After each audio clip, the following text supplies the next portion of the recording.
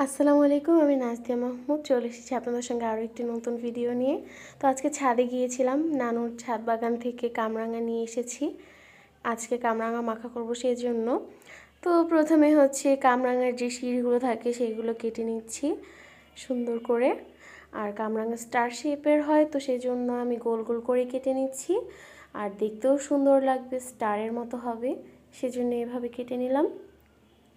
তো কাটার পর আরও বিভিন্ন ইনগ্রিডিয়েন্টসগুলো দিয়ে আমরা সুন্দর করে মাখাবো। আর এটা খেতে কিন্তু দারুণ হয়। আগে আমার নানা মাখিয়ে দিত, আর এখন আমি মাখাচ্ছি। এই দেখুন, সুন্দর করে কেটে নিচ্ছি। সবগুলো কেটে নেব। মোট 4টা এনেছিলাম, তো ওই 4টাই কেটে নিচ্ছি।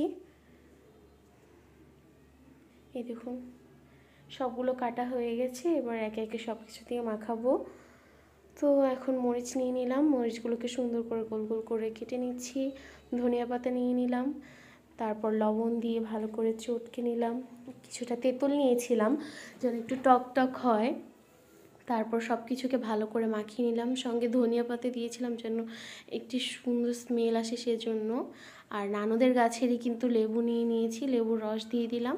তো সুন্দর করে মাখিয়ে নিলাম। এটা খেতে কিন্তু অনেক বেশি দারুণ হয়েছিল, আমরা সবাই মিলে খেয়েছি। তারপর আরেকটু মশলা দিয়েছিলাম, সেটা হচ্ছে মরিচের গুঁড়ো আর হচ্ছে লবণ দিয়ে।